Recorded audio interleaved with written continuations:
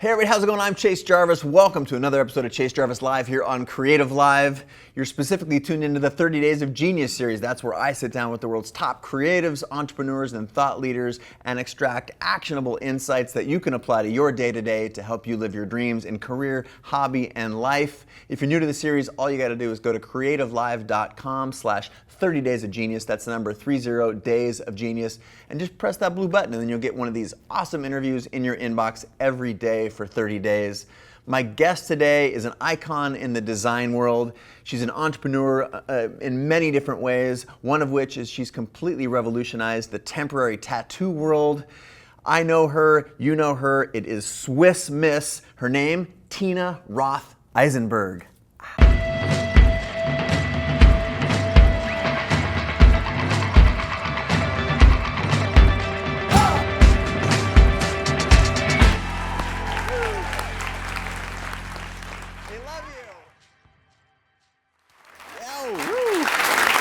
Hello, Internet. Hello. Thank you very much for, whoa, I almost kicked over the table. That way to start the show. Thank you so much. Welcome to another episode of Chase Jarvis Live. My guest today, she is literally the reason that I ever had an internet presence. I looked at what she did online and was super inspired. She was a design force of nature. She moved from Switzerland to New York, had a job as a designer within 12 hours of landing, and has never left since, and that was like 15 years ago. And then she did this really amazing thing. She got really sick of all her clients, so she dropped them all and turned to becoming an entrepreneur, where she started not one, not two, not even three, but 4 amazing companies that we'll learn about today. You know her, I know her and love her. Tina Roth Eisenberg, aka Swiss Miss. Woo! Yay! Thanks for having me. Please. When she left from New York and landed in San Francisco last night, I knew she was in town because I got a great text when she landed. It said, "Yay, California!" exclamation point. Like, here you are in California. I'm so happy to be here. Design Week. And look at this. Yeah, standing room Packed. only. It's totally packed. Thank you guys for bearing with us. We don't have enough chairs. We didn't expect the last minute steamroll, but this is about you, so welcome. Thank you. You're here. Yes, and you're wearing a tie. Yes. Thank you. This is the first time on any Chase Jarvis Live show I've ever worn a tie. I felt inspired. Yeah, thanks very much. Thank you.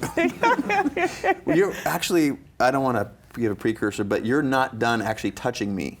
There's going to be some more There's touching, going to be more touching later in the show, which we'll talk about that in a second. So I introed the show with the little story about you dropping into New York from Swiss to New York, and 12 hours later you had a job and you were told you're never going to leave. Yeah, and actually the person that told me that happens to be in the audience. There's Matthew right there. Yeah, I can get a shot of it. He doesn't. Where's the mic? We're going to go straight to a mic. I only hear the story from him. I didn't know I'd be put on the spot like that. Matthew was my first boss. He was your first boss, and can you give us just like a 30-second version of what it was like when you met her for the very first time?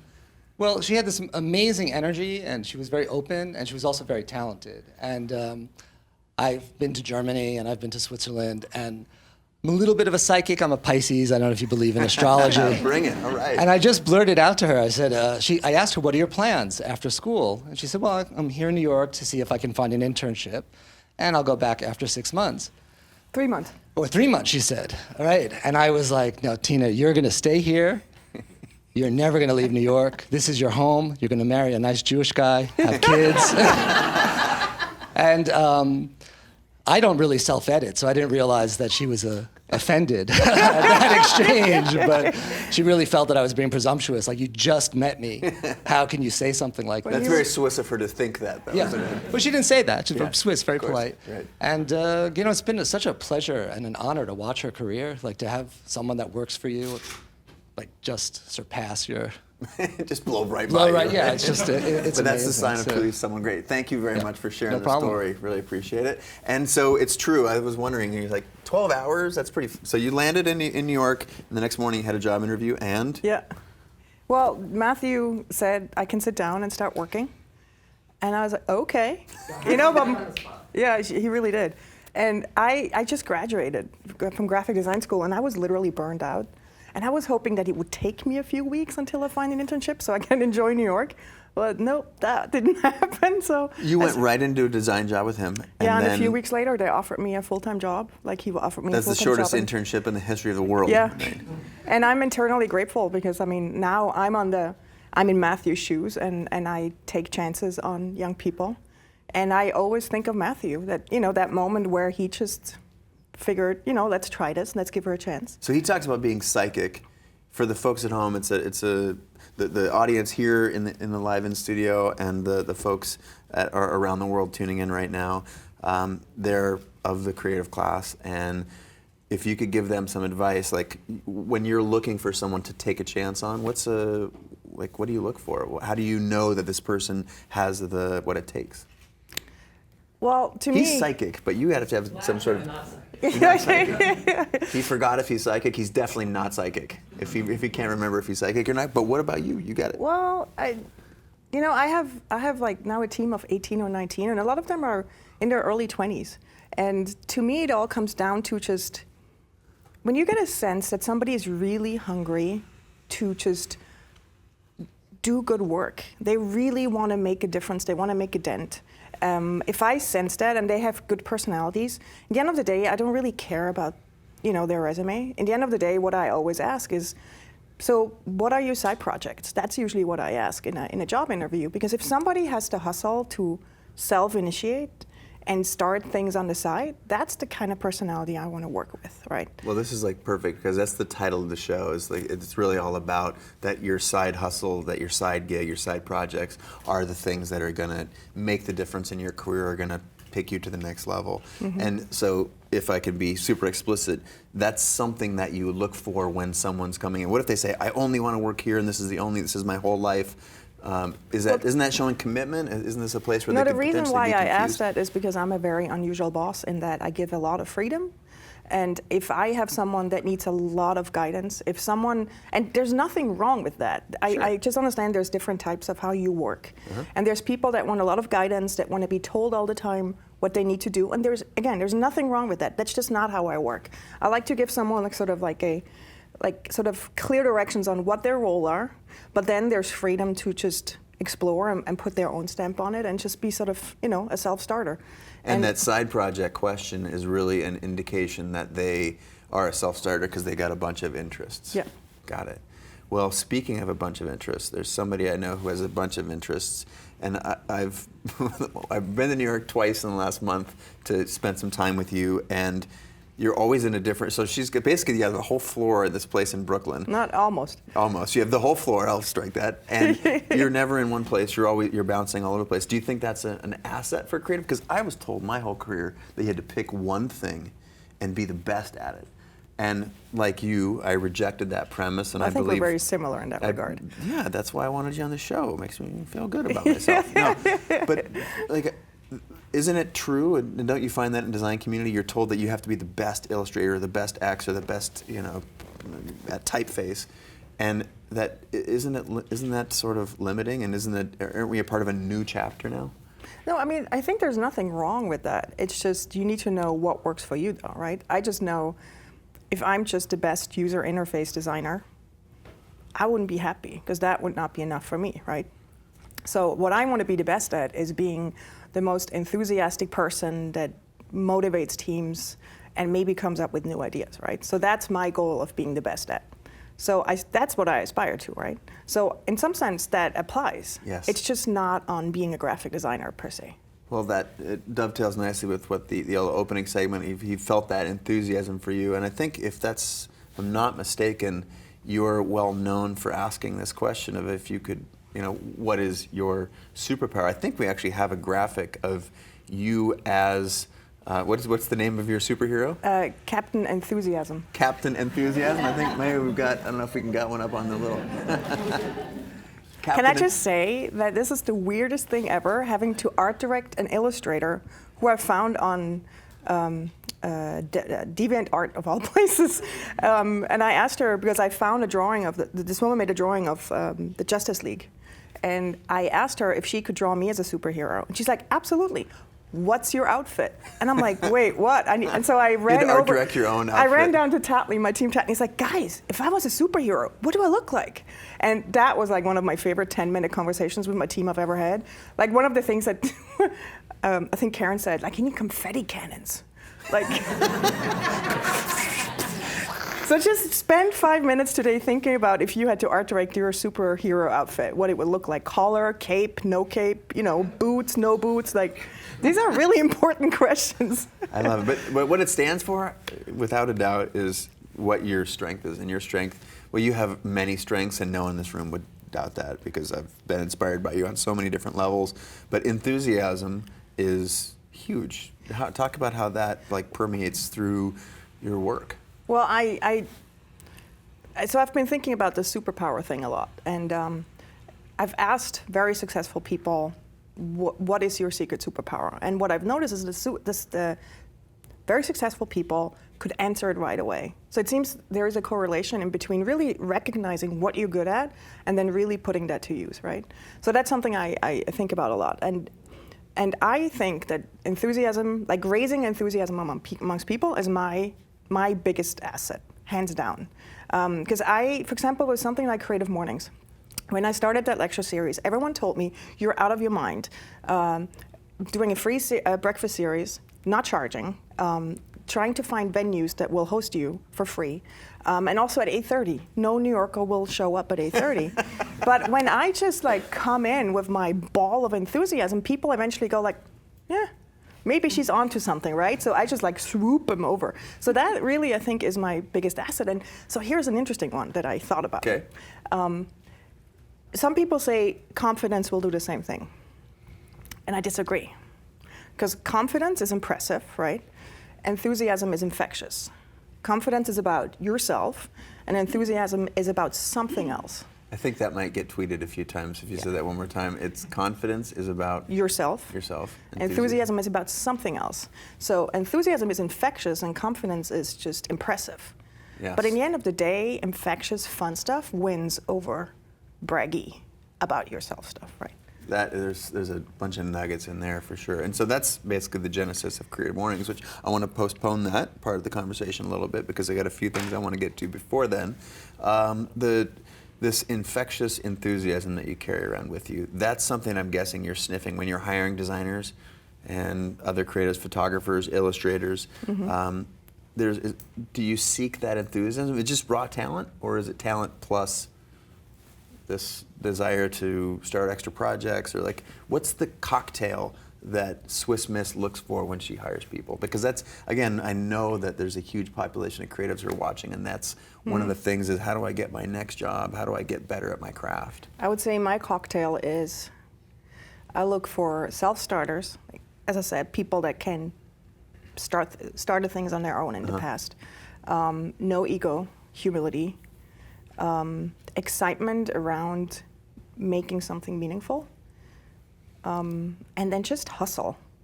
Hustle is, I think, one of the most underrated qualities. I don't know that it's really unsexy to talk about hustle. Someone we've had on the show, Gary Vaynerchuk, I don't know if you know Gary, he's like Mr. Hustle. That's one of the only things he talks about. But it's clearly an important factor in all of the people that I know who have gone on to do really exciting, impressive things. So I'll file that away. So I do, one of the things that you have been widely noted about is ditching your clients. Now, most people are hustling to get clients. She's the only person I know that hustled to fire everyone that was hiring her. So what's the story behind that? Because that's very, very different. That's people, it's I want to make money by my trade and doing the things that I love, and then if you fire everybody, there's no one to pay you. So paint a picture for us at home here. Well, so I trained as a graphic designer, and ever since I started working as a graphic designer, sort of my dream was always to have my own design studio, right? So that's sort of what you aspire to, I guess, most. And when I was pregnant with my daughter, I realized, wait a second, I still don't run my own design studio. So I kind of said, let's start it. So the day my daughter was born, I started my design studio because that was always my dream. Yes. So here I was, I had very prestigious clients. I had more clients that I could handle, and I was chugging along, and I realized I wasn't really happy. So then I got pregnant with my son 3 years later. And I think that pregnancy thing induces like a lot of thinking in my head. And I realized, wait a second, I have my design studio that I always wanted, but I am really not happy. And then I realized that I am just not made for the service industry. Disappointing someone, like if I literally pour everything into, like if somebody wants me to make their website, I will give it all. And I will make the product that the best product I can make. And if then the client is still not happy, that crushes my soul. So I've realized there's people that are made for the service industry and have a thicker skin, and I am not that. And then I sort of looked at my life and I looked at what makes me happy, and I realized it was these side projects that I literally just started sort of as a fun thing on the side, and I thought maybe I can focus on them more and maybe they can turn into businesses, and that's what I did. So I went on a 1-year client sabbatical when my son was born. It's so ironic. I started my studio when my daughter was born, and I went on the 1-year client sabbatical. It seems like you're doing everything backwards, which Yeah. I love that, right? You're doing everything. You have a design studio, and then you take a year off to have your child, not you have a child and then you start your design studio. That's backwards. But I love that there's a million paths these days to whatever it is you want to be. So we are taking your questions, and I asked, there was a handful of questions early on in the live in-studio audience, and I asked people to hold off until the broadcast started going. So I'm going to go to you in just a second, but I'm going to open the floor with sort of what I think is a big-ish question. How do you do what you love? I've heard you say it a lot. How do you know that you're doing what you love? Love what you do. Or love what you do. So what if you're, like, you didn't love serving clients? So love what you do to me, that's a tough proposition, because me just telling you to love what you do when you're serving clients that's not much of an opportunity or solution. So if the question is the request is to do what you love and you will be happy, the question I get asked all the time, and I've asked myself before, is how do you know if you're doing something that you love? Well, if you never have to think about, like, do I want to do this? Like, I just going to work, getting up in the morning. Like, I know it sounds so cheesy, but to me, work and life, my personal life and my work, it's all a blur. And I think that to me is a sign that I've found my sweet spot, right? Yeah, I understand the idea of keeping your life separate from your work. I feel like what you just described totally is the picture that my life is as well. My work, my professional, my personal life is all wound up into one thing. And I think that what a lot of people that I know who are watching today are very much looking for courage to actually put a stake in the ground and say I'm actually not happy in this job that I'm doing. Can I just share a personal story with my Please, daughter? that's the only reason you're here in San Francisco. Yeah, so Do we want to hear a personal story? Yeah. Yes, okay, there you go. Right now the whole internet's going, yes. Well, so my personal goal is I have 2 children, right? Tilo is 4 and my daughter Ella is 8. And my big goal is to raise them in a way that they will not settle for anything else than a job that they thoroughly love, right? So that's really important to me. And so on Mondays, I take my daughter out for dinner. We have a dinner date. And about 3 or 4 weeks ago, we're sitting there, and she's 8. And I sat there and I say, hey, Ella, do you actually know what I do at work all day? And she just very nonchalant just said, yeah, you sit at your computer and you laugh. And I thought, wow, that's the best answer ever, because it's true. And then I took a second and I said, well, wait, but do you mean as in I like what I do, I'm having fun? And she looked at me seriously annoyed, and she goes, yeah, isn't that the whole point? Wow. Guys, I did a little dance inside. Yeah, I was like, this parenting thing is working. But like that's so inspirational to so many of us. And if we go back in history a little bit, when you started blogging, I think it was 2005, wasn't it? Mm-hmm. I was reading your stuff, and in 2006, I said, wow, I'm going to this site every day to get inspiration, and it's so design-centric, maybe I can start blogging and doing it on my own. And ironically, the other person who was really important to me in that regard was Craig Swanson, who's my co-founder here at CreativeLive. He said, you should talk about photography. And so the two of you guys combined to help me have a presence on the internet, which is definitively the reason I think we're sitting here today. So the internet is amazing. Isn't it? Yeah. I was wondering if you wanted to, you did a wave at one of your things, right? Do you want to do the wave here? Yeah, you should do it. So at my recent 99U talk, I have this amazing slide that my studio mate friend, she's an illustrator, Jem Wasari, made. It's like this animated GIF of, it says, "Yay, internet," and there's cats and cosmos in the back. And I just basically made the whole audience at 99U stand up and scream, "Yay, internet." Should we do that? Should we do that? Let's do Okay. that. Okay. Is it a stand up too? Huh? We're Yeah. standing up? Yeah, hold on. So here's one other. I'm going to take a photo of that. Are you going to be standing up when we say it? Are you? Now is it these like guys got to stand up because so I'm they just stand up, art directing. So they say, hang on.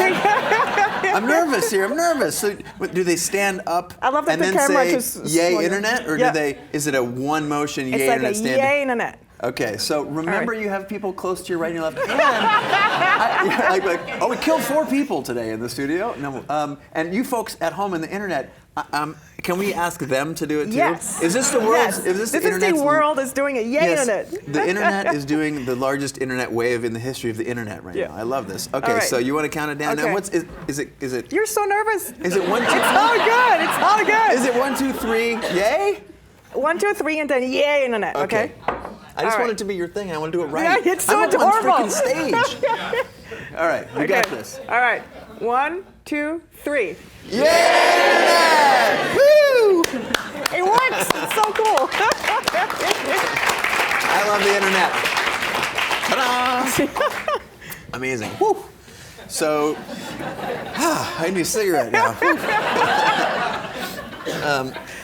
So, yay, internet. That was amazing. Do we have any questions from the live in-studio audience? That it's not every day you get to sit in the room with someone like Tina. So please ask away. Again, I'm Chase. We're sitting here with Tina. If you're in the internet, feel free to ask a question. #CJLive. Throw a quote in there. We'll give you a GoPro camera.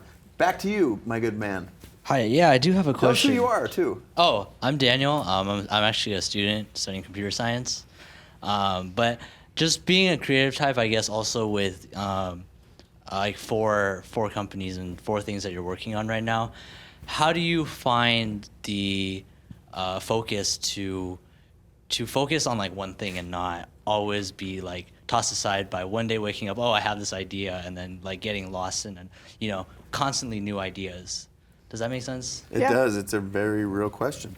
Well, I don't allow myself to start anything new right now. So that's There's a moratorium on new stuff. Yeah. So that is not happening unless I drop something. It's like when I buy a new pair of shoes. One pair of shoes got to go. But then again, I mean, it all comes down to having really good teams, and that's why I explained why I hire the way I hire. Is that people need to be very self-sufficient. I'm just really that. Like Ben Chestnut gave a really wonderful talk, Creative Mornings talk. He's the co-founder of MailChimp, and in that there he explains he's like a bee. That he's the CEO that sort of floats around in the company. It's a really great talk on how he runs his creative environment. And that's kind of how I feel right now, is like, while I'm still very hands-on, I'm also kind of like that bee that just sort of floats around. And that's how I am able to run these several companies. And then in some of them I'm more hands-on than in others. But does that answer your question?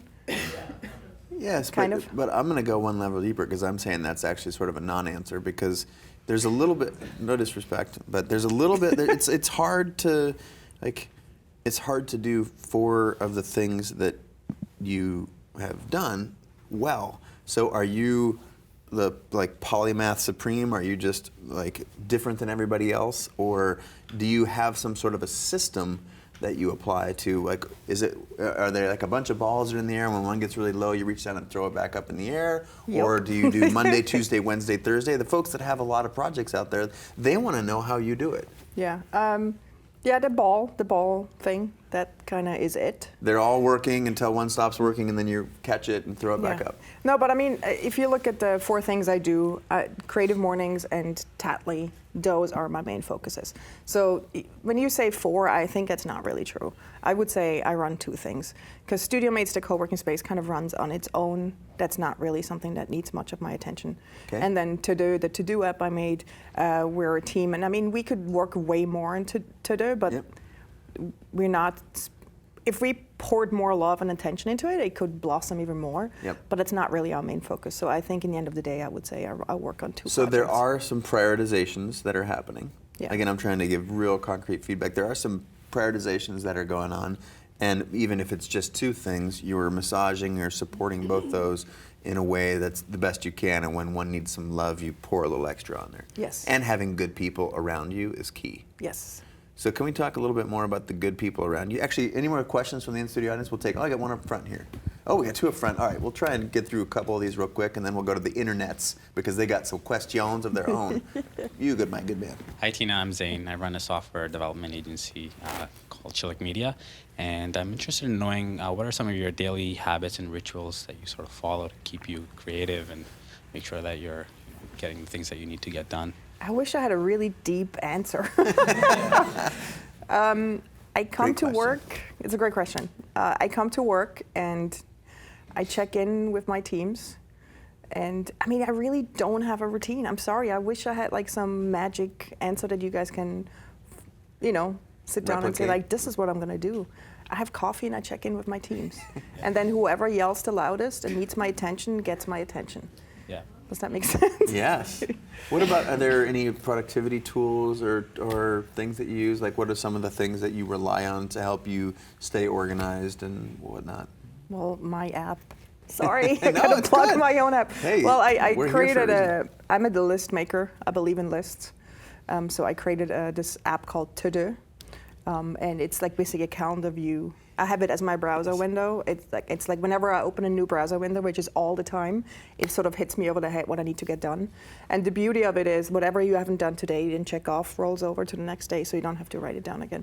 So it's very simple. If you like lists, you might. See, when you ask the next question, now you find out there's something under so it's To-Do. It's To-Do, yeah. I mean, without To-Do, I'd be a complete mess. Free, downloaded on the internet, or $10, $20? Used to be free. We had to move it to a paid model.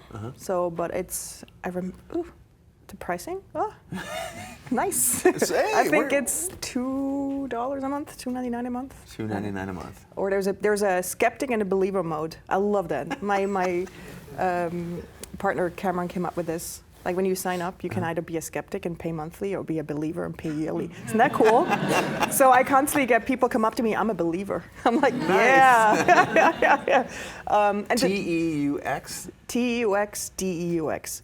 To-do. Ta-da. We couldn't find a to-do URL, so we just have like, how do the French pronounce this? So, I'm sorry, I don't want to upset any French. But the beauty of it is there's a someday section where you can have, like in the bottom, where you can have you can customize the columns, the headers. And I just need to get stuff out of my head sometimes. Like there's too much in here. Yes. But by putting it into the to-do, I feel like I have a handle on things. You put it into the To-Do. I like Yeah. that. So there's at least a little structure to the magic that happens. Any follow-up questions? Do you feel like you got everything you need? Yeah. Just wanted to know what a typical day looks like for you, and Coffee Yeah. and To-Do. All right. Best answer ever. You mind passing that mic right across the hall there? Spell that again. TEUX. Yeah, thank you. And we'll probably get some lower thirds going on. And tell us who you are. I'm and Lisa. I'm a photographer. Yes. And I'm wondering, this is actually a little bit for both of you. What do you guys do to stay excited, inspired, not on a daily basis? You What's the answer for inspiration? once. It's my show. No, I'm happy to answer because inspiration is very, very important.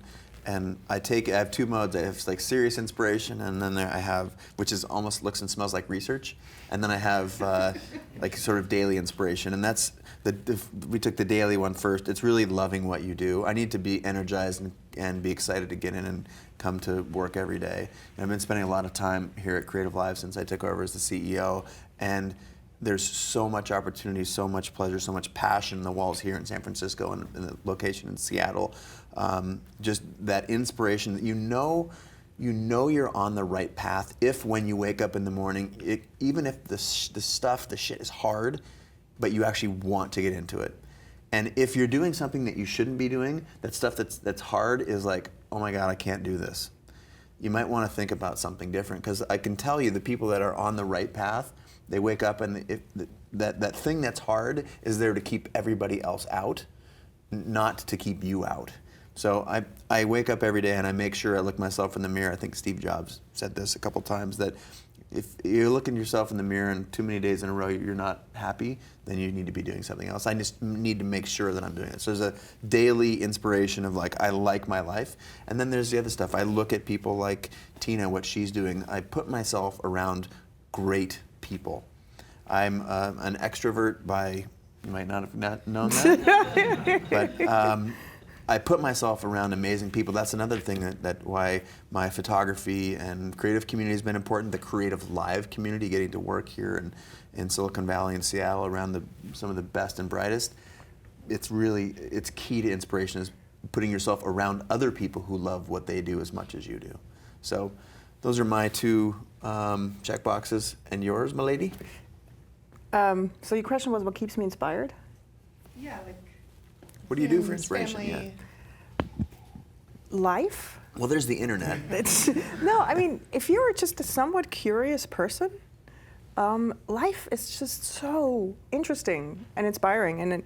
And it's what you said. Like, for example, the co-working space I created called Studio Mates, I am surrounded by some of the most talented, creative people I could ever dream of. There's photographers, developers, illustrators, writers, you name it. So it's my daily little TED conference over lunch, or just like being surrounded by people that are really, really passionate and excited about what they do. That's just interesting right there. Like every conversation we have ends up being like this nugget that they drop, things they work on. So it's like surround yourself with really interesting, creative people and just be curious about life. Yeah. The Studio Mates thing is a great example. That's one of the reasons that we have a physical audience here at CreativeLive and on ChaseJarvis Live, so that we're all internet friends, right? We're tweeting and Facebooking and all Instagramming back and forth, but we get together and hang out. We're going to take some pictures after this. We're going to have some coffee and mingle. There's this beautiful thing about people actually getting together. And then AIGA-SF, Design Week. You got John Maeda here, you're here. I mean, it's full of amazing people coming together in physical proximity. So I think that's a good dose of inspiration. I hope we got your question. Yeah. Awesome. Now I'm going to the internet, so you guys pontificate in and around your next question, because I'm not done with you all yet. The folks out on the internet want a couple of questions. This one at Swell Designs says, Brooklyn's all about the hustle. How much influence has the borough had on your career? Very good question there, How Swell much influence Designs. has Brooklyn had on my career? Yes. Okay, so I'm the unofficial ambassador of Brooklyn. Wow. So I make everyone move to Brooklyn that starts working for me. I usually ask, where do you live? And then if I don't live in Brooklyn, it's like, damn it. So and then Are you collecting votes for the next election? No. It's just like I want to convince everyone to live in Brooklyn. I'm a big fan of Brooklyn. I feel like I had to grow up in Switzerland and move to Manhattan for 1 year to then discover Brooklyn as my home. I mean, Brooklyn. I don't know if this question. It's just there's lots of interesting people in Brooklyn. It's For very sure. dense. It's very dense. So I think something that like it would be the inspires fifth me. largest city in the country if it was its own country. I think. Oh, But I sorry. mean, it's like it So literally. that was very, very screwed up. What I just said. Fifth largest city in the country if it were its own city. When you just have like every time I go to the playground and with my kids and I start talking With to her someone. kids, she qualified that. Yeah, right with the at kids, end there. not just myself. I end up like meeting super interesting, creative people that do really cool stuff. So go Brooklyn. Go Brooklyn. I think that's a very astute. Shout out to Swell Design for recognizing that the place that you live actually has some bear on the mindset, and it's not required, but. Certainly, my background here in San Francisco and specifically Seattle, music, all that stuff has been hugely influential for me. And I, like you, I'm a big fan of Brooklyn. At Sky820 wants to know how to differentiate between a superpower and an interest. What is the tipping point that transforms your interest into the superpower? Well, if you're really interested in something and you spend a lot of time thinking about that and doing that, you're probably gonna get good at it, and then it turns into your superpower. Got it. Can you have multiple superpowers? Yeah, Wow. I think so. Nice. That's good to know. I'm aspiring to multiple superpowers now. I want to get into the meat of the matter on your actual companies, because we've been dancing around them a little bit. We've referenced them. I kicked off this big fancy intro that said you had 4, and then halfway through the show you told me you only had 2. So we're going to say... I'm not saying I only have 2. I'm focusing more on 2. You're focusing on 2. So the 2 that you decided not to focus on, that actually, better way of putting it, run themselves, is Studio Mates. So give us a debrief on that guy. What's Studio Mates? Studio Mates is a co-working space I started 7 years ago, I think. In Dumbo, in Brooklyn. In Dumbo, Brooklyn, which started out with 1 room, 4 people, and we've been continuously breaking down walls, and now we're 60. You're 60 people? Yeah, it's insane. Awesome. And generally speaking, that's just a co-working space where what you rent is a desk, and what you get that's more than a desk is, it's sort of like a 1 + 1 = 3, right? You get this community of like-minded people, or why don't you put it to me in your own words? What makes Studio Mates really special, because I mean now I think the new thing is to run a co-working space. That's really, I feel like everyone is running one right now. And that's cool, because I believe in people. You know, there's so many more freelancers now. I believe in getting together in a room with other like-minded people. That's important. What I see, though, is that a lot of co-working spaces, you rent a desk and then you just come in and sit wherever you want. To me, it's always been super important that you have your domain, you have your desk, that is your area, and that people are really there. Like I always say, when people are interested in a desk, I say, like, you have to be part of this community, you have to be here. And if people don't show up, like for a month or 2, I mean, sometimes, of course, you have a gig and you might travel, but sure. If you're generally not around, we will kick you out, because we really want you to be part of the community and, you know, be there. Yeah, contributing. Like, you want to actually do something. Like, you can't just take. You need to be able to give, right? So I think that's what makes Studio Mates really amazing. And to be honest, I wouldn't have started these companies if it wasn't for the tremendous support and respect I got from my Studio Mates. What was Studio Mates the first thing that you started outside of? Yeah, I mean, I ran my design studio. Basically, it started out in Studio Mates. Got it. So Studio Mates Design Studio served a bunch of clients. Talk about getting sick of them and wanting to do something else, because I think there's a lot of folks, there's love-hate, a double-edged sword, if you will, folks, that clients, for the people who have creative careers, or freelancers that you just mentioned, they are the lifeblood for us, because they pay our bills. We do work for them, and they write us a check, and then we put that check in the bank. You don't have any clients anymore, so tell the people that having clients is one option, and paint a picture for the rest of us of what other options look like. I feel like clients get a really bad rep right now. Yep. I feel like that's not what the picture I want to paint. Okay. I just realized, self-aware, that I am not made for the service industry. I am not the person to have clients. For example, Michael Beirut, a partner at Pentagram, gave an amazing talk on how he looks at the client service model and how he looks. I mean, if you have clients, look up the Creative Mornings talk with Michael Beirut. Yes. It's the best thing ever. And when I heard that, I was like, Michael, you are made for service industry. Me, I'm not, right? So let's not give the clients a bad rep. Cool. But what about folks that burn out? Like, I'll use myself as an example.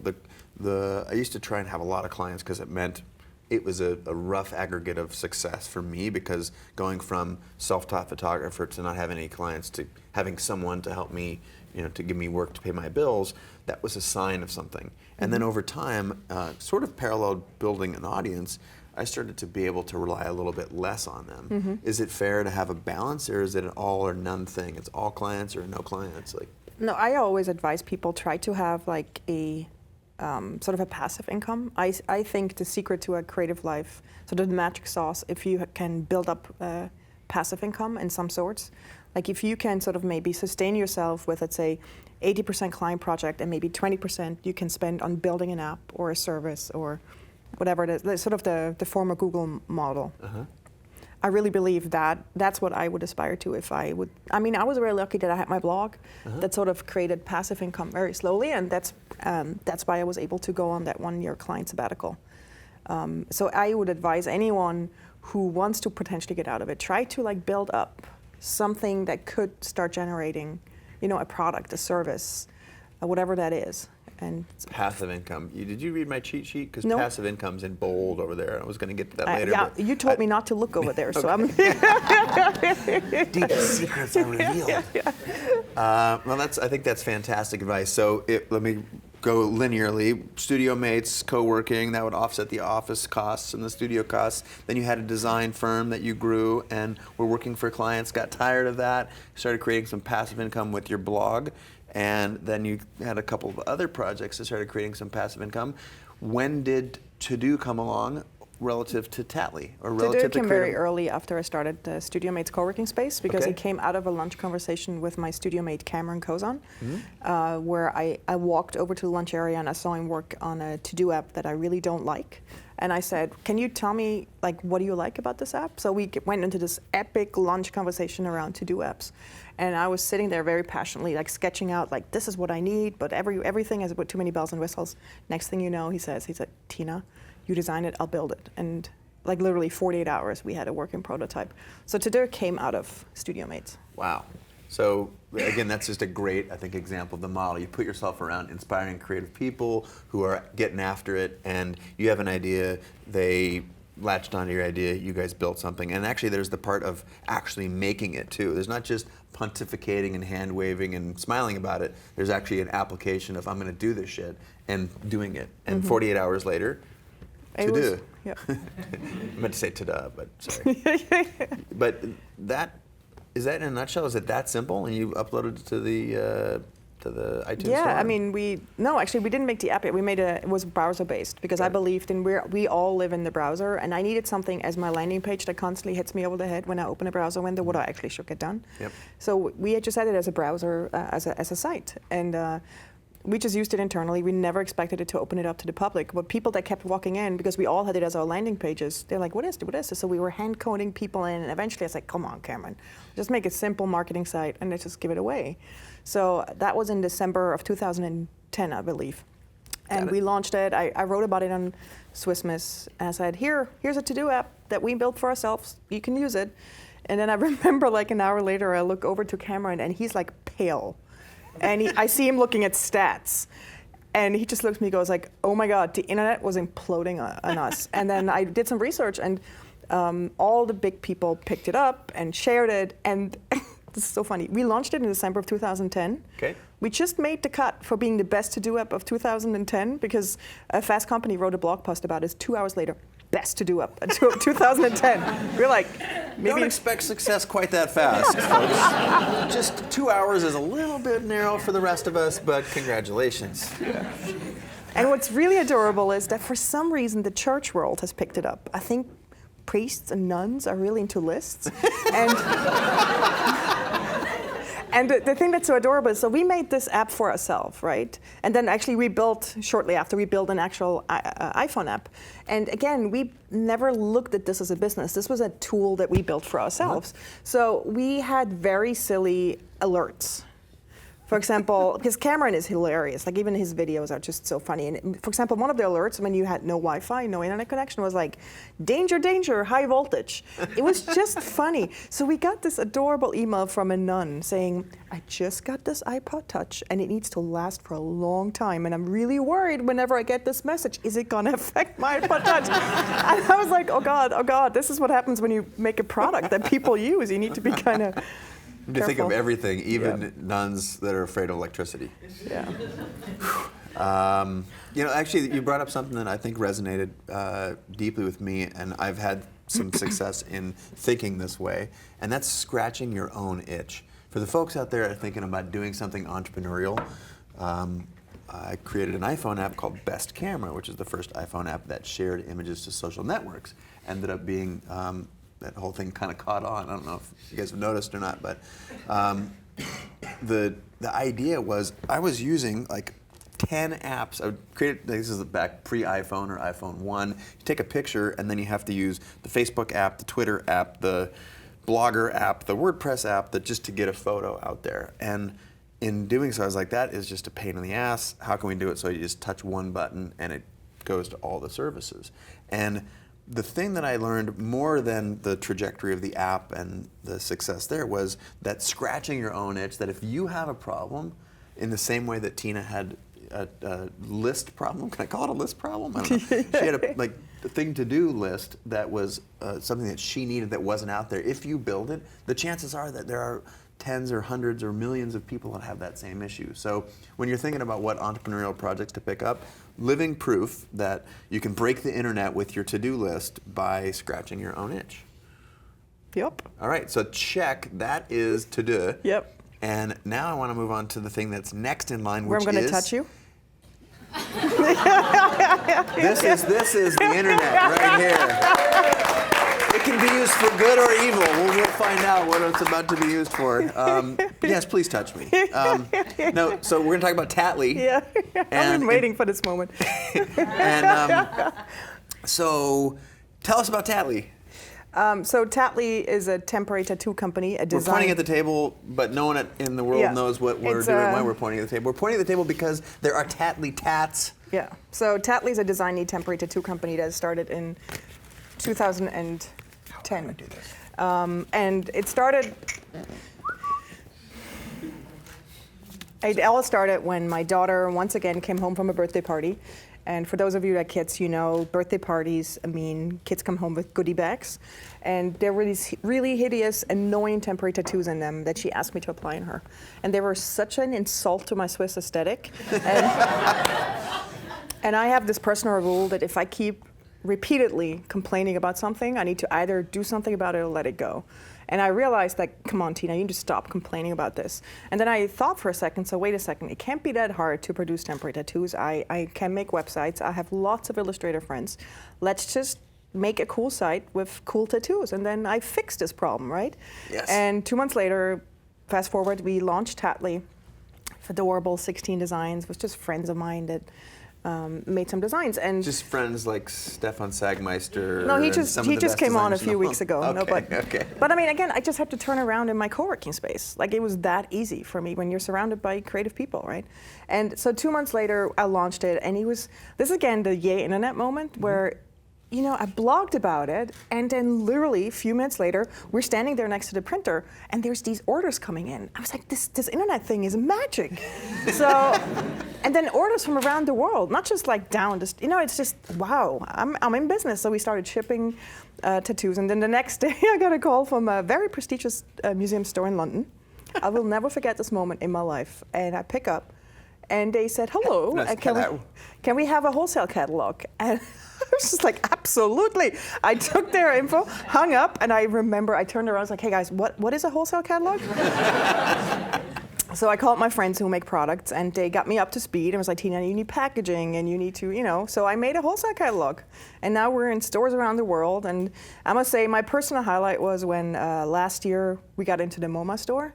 And wow. I admit, I went to the MoMA store in Spring Street, and I creepingly stood there for about an hour, just going, I have a product in the MoMA store, because I was never set out. I love that store. Yeah, and actually my first boss, Matthew, he has his product in there too, so I could totally relate to you know, that feeling. I was like, wow, I was never set out to make a product that's going to be in a store. But you scratched your own itch, right? Yeah, You saw hideous tattoos that misaligned with your Swiss aesthetic, and you made your own. You followed your second rule, which is you can't complain, you have to fix it. Yeah, and the beautiful thing about Tattly is, and again, I think there's beauty in starting something as a side project and not looking at it as a business. Because when you start something under the premise of a side project, you should be taking notes right now. When you start something out under the premise of a side project, you sort of have a different set of rules. You're more willing to experiment. You're not as afraid of failing, because there's nothing to fail at, because you're just trying something, right?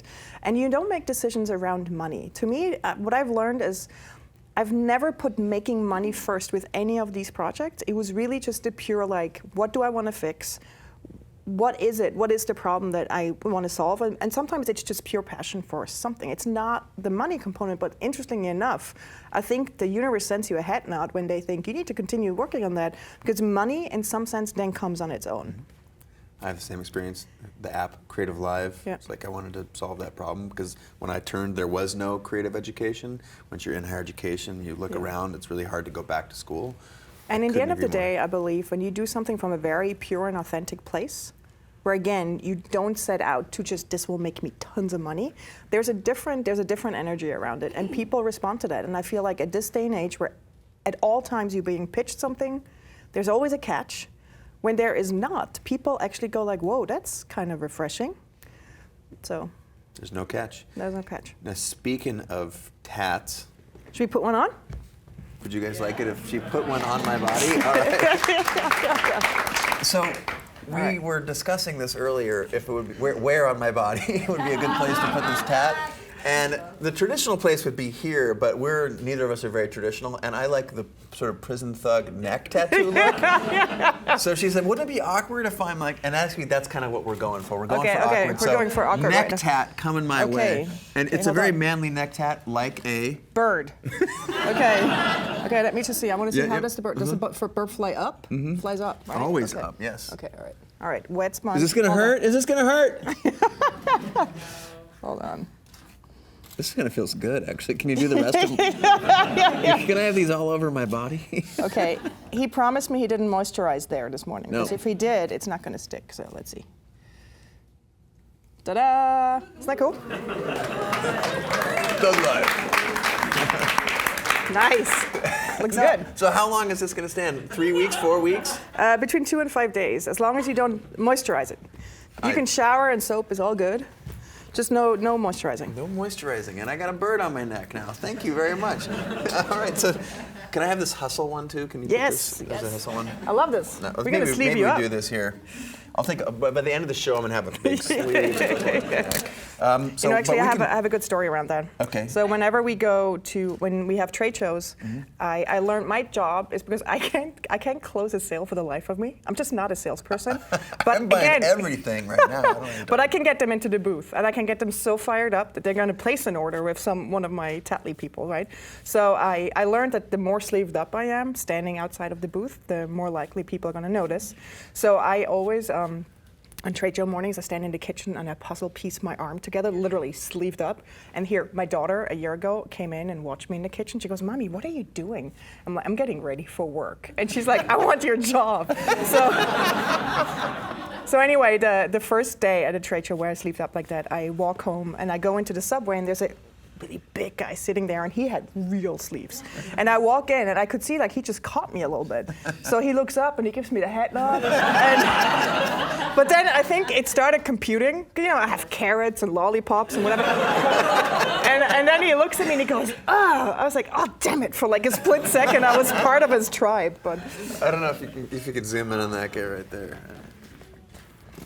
That's awesome. Well, thank you very much. And tell us a little bit more about first of all, tattly.com. Yeah. Right? That's where they go. And what is, so you got these packs, you got individual thingies. I don't know if, So the beautiful thing about Tattly and what I am very proud of is, like, obviously I will not save the world of temporary tattoos, right? So, but there's a few things I can do to make the world a little better by running this business. And for example, they're made in the US. I don't understand why just to make more profits we need to move stuff overseas. I just don't get it. There's people that need jobs here.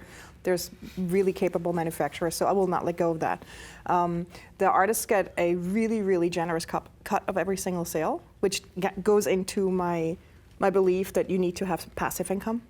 Yeah. So I get a lot of exclamation point emails every 3 months when we pay out artist commission, which is really cool. Can I maybe do one with you, like some sort of photography thing? Yeah, maybe? we do a lot of custom. Okay, that'd be cool. We work with really cool brands now to do custom stuff. And the other thing as well is there's little things like, I want to make something I love for people that love it, right? So there needs to be a lot of love. So tweetable right there. It's not even funny. When I started it and looked into fulfillment houses that would do the fulfilling is usually the biggest pain, right? But the problem is when you use a fulfillment house, they usually wouldn't. It doesn't make sense to use them if it's below $15, like your order. Yep. But it's really important to me that we have a $5 order. You can order one design, you get 2 of them for $5, and it's shipped. The shipping is included in the US. It's really important to me that people that don't have big budgets can place an order for $5. Yeah. And then we put so the reason was that we had to keep it in-house. That was the reason. I was like, okay, I can't go to a fulfillment house. But then I realized, if you really care about something in your company, you need to keep it in-house. That's something I've learned. And now we very much to some of my, to the dismay of some of my tightly team members, I just insist on using real stamps. So we put like really cool designy like rubber stamps on it, but then we use real stamps when we mail them out. And what happens is people receive their orders and it looks like a friend shipped you something. It's not just this pre-printed label. While a lot of people might not pay attention to this, there's a lot of people that do and that appreciate it on Instagram about it. And it feels like a friend sent you something, like there's a real human touch. And I feel there's not enough of that these days. So there's little things like that that make me really happy. That's serious. I love that. The human component is so important. That's one of my favorite things about the world of design, that actually matters. That the care and everything actually matters. So you referenced your Swiss roots, which made me I thought about something. My parents said, my parents are also fans, and I got a FedEx. Oh, cute. Yes, I got a FedEx this morning from my mother and father, who are certainly watching, Steve and Joy, and they sent me something. Can you toss that up here? And this is to wish. This is the Swiss. Wow. This is Swiss hat.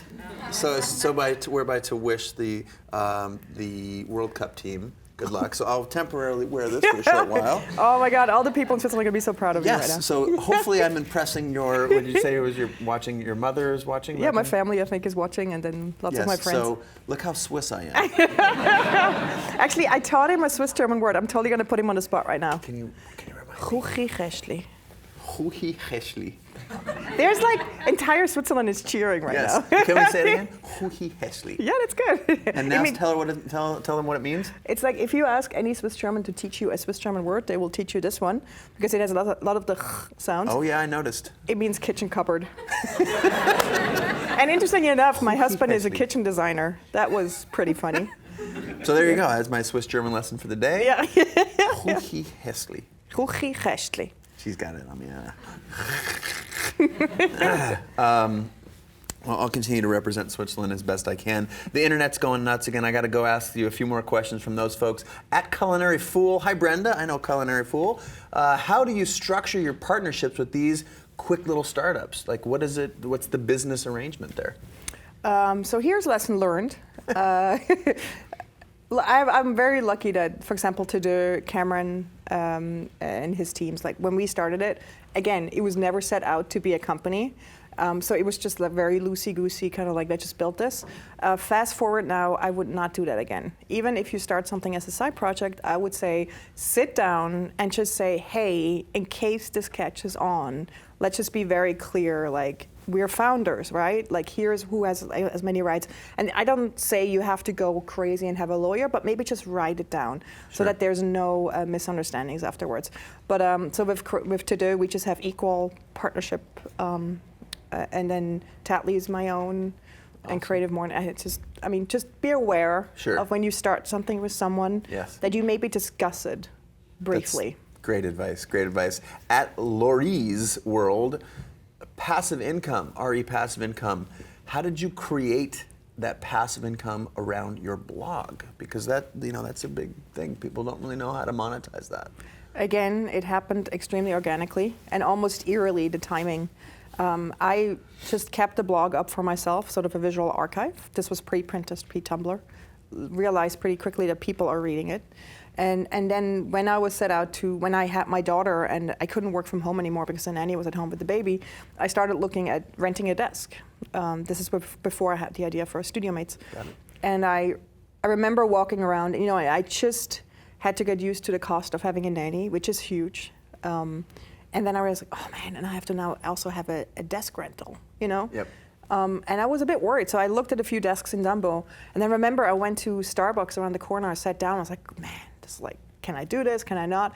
And boom, I get an email from Jim Kudal of the Deck Network, and he goes, hey Tina, we would like to take you on into the Deck Network, and this is how much we can pay you. And it was exactly the amount that I needed for a desk rental. And it was like the universe telling me, like, you get that desk, right? Absolutely. And so that happened very organically. And again, it's just somehow it's magical. I think when you're really doing something with all your heart. Sure, you're putting it out in the world can smell it, they can feel it. Yeah. No question about it. Last question from the internet for the time being. D_Castillo. Have you noticed any of the single Creative Mornings themes that infect the community the most? I want to evolve the conversation to Creative Mornings here. So let's just, before we go right in there, Creative Mornings is? Creative Mornings is a breakfast lecture series that's for free that I started in New York City out of the sheer need. I saw a need for the creative community to get together on a regular basis for free in the morning. And it has caught on, and we're now in 84 cities and growing around the world. How many countries is that? It's over 30, I think. That's serious business. So, D_Castillo wants to know, like, each one of those are monthly themes. So you put a theme up, and then all of the chapters around the world explore that theme, and they have a guest speaker. I have been lucky enough to You should watch his talk. It's be really asked good. to be a Creative Mornings speaker up in Seattle, and did that. That was super fun. But talk to D_Castillo. Tell him what. So the themes, by the way, are not picked by headquarter. It's picked by seniority of when the hosts came on, which is really interesting. So it's bottom up. Which theme has caught on the most? Yeah. I don't know. Is it sex? Yeah, actually, that's an interesting one. So one chapter picked sex. Oh, actually, no, they were like birds and bees or sex. And then we sort of asked, and this is so interesting when you run a multicultural organization, we sort of asked, hey guys, should we call it birds and bees? And so many came back, it's like, what do you mean? What is that? It's like, oh, it doesn't translate. You know, certain cultures, birds and bees doesn't translate. Right. So we realized we just have to flat out use Sounds the like word snakes sex. and wasps. Yeah. You're like, So I think sex was the most controversial, I would say, but also the most interesting in how the hosts interpreted the theme and picked their speakers around creativity. So I'm not sure this was a great answer, but that's right. all I got. But I love the alignment of CreativeLive, that anyone in the world can come and get free creative education from the world's best, standing on this stage and other stages, and how it aligns with Creative Mornings. And you can go for free to attend a breakfast lecture from some of the greatest creative minds. I love the alignment there. And what you've built is game-changing. And the fact that it's based on largely volunteer effort. Can you talk about how you built it? Give us a little backstory, because that's remarkable. Well, again, I never intended it to be beyond New York City.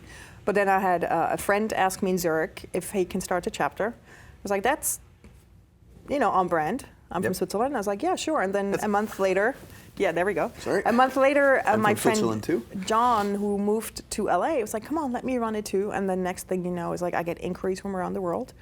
And it was an interesting moment because I am, as a user interface designer, I was like obsessed with every pixel being perfect. And that also kind of translated into like when I was asked, can I run this in my city? There was a lot of letting go that I had to work on. Yes. And letting go? Yeah. So, but the beauty of it is that in the end of the day, when you trust people, trust is the biggest compliment of all, right? So when you talk to these hosts, potential hosts, and they win you over, you get a sense they can do this and they can do a great job. And once you let go and you trust them with your baby, they will over-deliver. They will. That's beautiful. And that's what happened. I mean, I feel like Creative Mornings is an example of how trust breeds magic.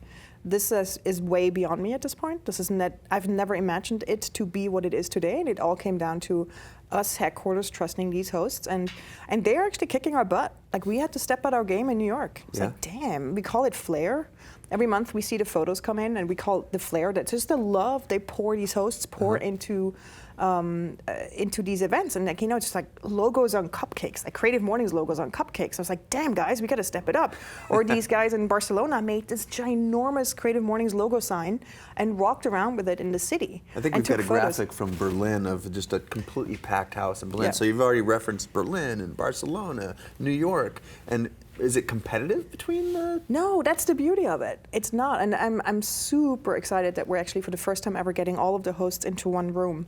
So we're organizing the first summit. I mean, the reason why I started Creative Mornings is because I believe that real connections are made in person and not behind a screen. So the magic of meeting up. And now we're creating that with our hosts. And I am already preparing to be a total basket case because these are really extraordinary people that run Creative Mornings. And it's a very respectful and loving. I mean, Creative Mornings is all heart. For sure. It really is. You can feel it. Yeah. What's the coordinates? You got at Creative Mornings, creativemornings.com. It's actually at Creative Morning because it's just one letter too long for Twitter. Isn't that annoying? But that's brilliant. So that's. I asked Twitter actually if they could change that rule. They were just like, God. But I love that you asked. you can always ask. You can always ask. We have a little request I want to put into the Twitter people. Twitter handle link. So at Creative Morning. Yep. At To Do, we already spelled that a couple times. Yeah. You're at Swiss Miss. Yeah. Swiss-Miss. Swiss-miss.com is the URL. Yes. But you're talking. I'm talking all over the place. Yeah, now you're at Swiss confusing Miss. people because it's at Creative Morning on Twitter. I'll let her talk. Ta-da! To Do. No, it's at Creative Morning on Twitter, but it's creativemornings.com. Got it. Yeah. And then you specifically. Swiss-miss.com, but Swiss Miss on Twitter without a hyphen. And Instagram. Swiss Miss also. Got it. Yeah. I'm ChaseJarvis, just my name, and you can find me on the internet. Yeah. Before we break, again, I want to say a huge thanks. We've had some contests that have been going on. We've had people tweeting like mad. I'm looking at the Twitter feed up here on my magic screen. The winner of this contest, who's been quoting Tina like crazy, is at Orange Photo, who wins that GoPro right there. Send an email to production@chasejarvis.com, and we will put that thing in the mail and send it to you at Orange Photo. Again, we're here on the Creative Live Network. If this dose of inspiration has made you want to take some classes, you can do that right here at creativelive.com. Huge shout out to Borrow Lenses, to the folks at Creative Live, and AIGA. I'd love another round of applause quickly for the AIGA SF. You guys, Design Week has really got it going on. And people can put on tattoos. What's that? People should stay and we can put on some tattoos. If you guys all stick around after the show, we will have a tattoo party. I don't know what that sounds like if you're on the internet, but we're gonna have this room is just gonna be a tat fest. Gosh, and then right now live on other channels, right here in San Francisco and up in Seattle, where there's creative composition with Susan Stripling, painting Photoshop with Jack Davis, Adobe Creative Apps Starter Kit. Metal songwriting is going on right now in Creative Live. So, with Isle Levy, and a handmade business with Kari Chapin, and 25 ways to jumpstart your business with Barry Moltz is right next door. So if you folks on the internet are inspired, you can go learn some stuff. And I cannot thank you for the tattoos enough.